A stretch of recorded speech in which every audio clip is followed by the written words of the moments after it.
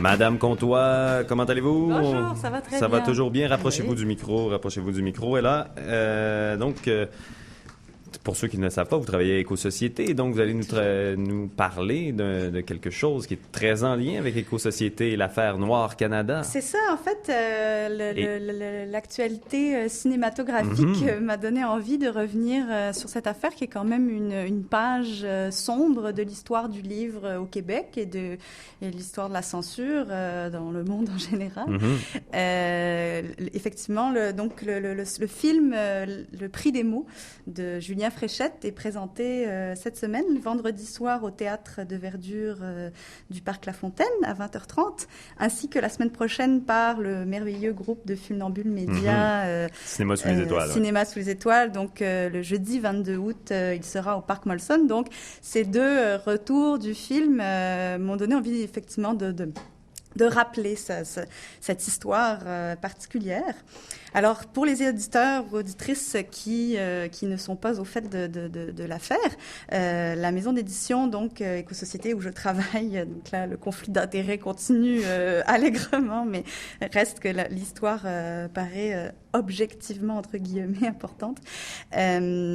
Le livre Noir Canada, pillage, corruption et criminalité en Afrique devait sortir donc le 15 avril 2008 et il était annoncé dans les médias, livre qui parlait en fait du rôle du Canada en Afrique à travers ses compagnies minières, mais aussi pétrolières, même pharmaceutiques. Et la thèse du livre était de dénoncer en fait les nombreux cas d'abus qui avaient pu être recensés dans un nombre de sources très, très, très importants, que ce soit des rapports de l'ONU, des documentaires, des articles journalistes, des rapports d'Assemblée nationale congolaise ou enfin de différents pays africains, donc qui rapportaient des cas d'abus de droits humains, d'abus de droits environnementaux dans de nombreux pays d'Afrique liés à l'exploitation minière canadienne.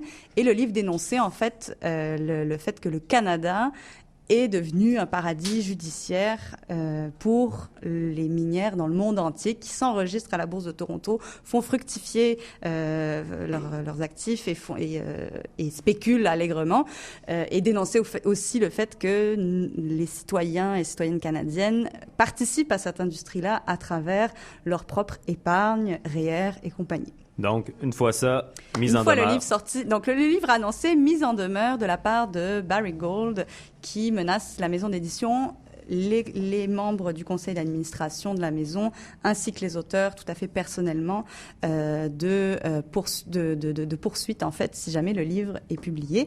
La maison d'édition décide d'aller de l'avant, étant donné sa mission éditoriale, et quelques jours après, reçoit donc une poursuite en diffamation de 6 millions de dollars, qui sera suivi quelques semaines plus tard par une deuxième poursuite en diffamation de la part de Banro Corporation, cette fois-ci déposée en Ontario. Donc, les deux poursuites, une à Montréal, une en Ontario, provoquaient évidemment deux fronts pour les éditeurs et les auteurs.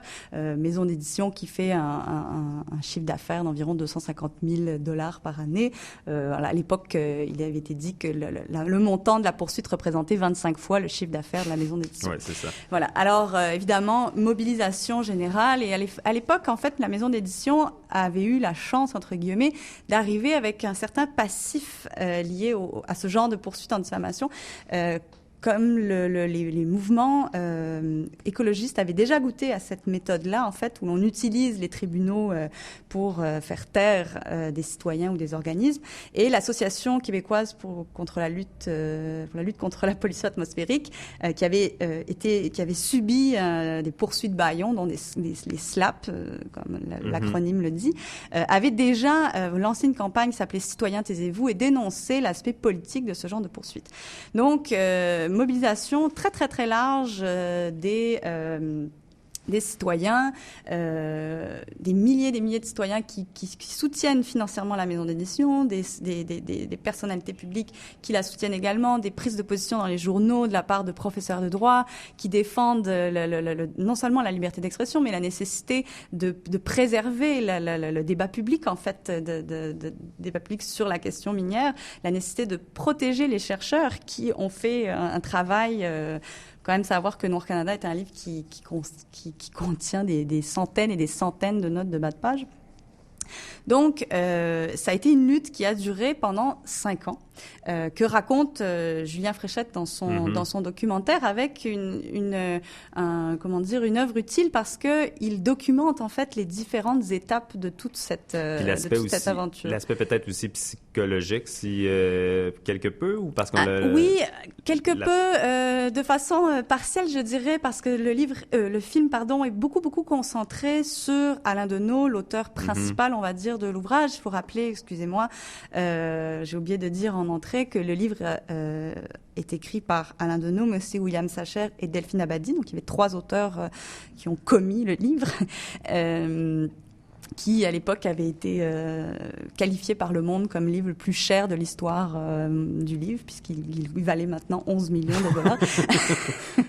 Donc oui, il y a un aspect psychologique, effectivement, parce que vivre avec 2 poursuites, et surtout de la part de la première compagnie aurifère mondiale, Barrick Gold, n'est pas une mince affaire. On était face à, effectivement, je dis on parce que j'étais dans la maison d'édition, effectivement, on était face à une armée d'avocats. Et donc, il y a eu toute une mobilisation pour demander au gouvernement du Québec de mettre en place une loi anti-SLAPP qui vienne protéger les citoyens contre les abus, les procédures abusives qui viennent nuire au débat public et menacer la liberté d'expression. Donc, la loi a été passée par le gouvernement Charest. On peut reconnaître que c'est tout à fait. C'est le bon ministre Jacques Dupuis, à l'époque, suite quand même, il faut le rappeler, à de nombreuses pressions de la part des groupes là, qui étaient aussi la Ligue des droits et libertés, le Réseau québécois des groupes écologistes. Et puis, évidemment, il y avait ce cas emblématique de Noir Canada, mais aussi plusieurs autres cas qui rappelaient la nécessité urgente d'adopter une loi. Et donc, c'est le 4 juin 2009 que Jacques Dupuis finit par déposer cette loi, qui est une modification du Code de procédure civile et qui permet en fait qui donne certains mécanismes pour rapidement aller devant un tribunal pour dénoncer une poursuite comme abusive. La loi est rétroactive, donc les cas qui ont eu lieu avant l'adoption de la loi peuvent être entendus selon cette loi-là. D'ailleurs, en vertu de la nouvelle loi, en 2011, la juge Beaugé déclarera la poursuite de Barrick Gold comme abusive et versera un montant de 140 000 $ aux auteurs pour qu'ils puissent se défendre. Alors, ceci étant dit, pour finir la chronologie, malheureusement, je dirais quand même, il faut rendre à l'histoire ce qu'elle est. Le livre, les éditions Éco-Société en sont venues finalement à une entente hors cours avec Barrick Gold.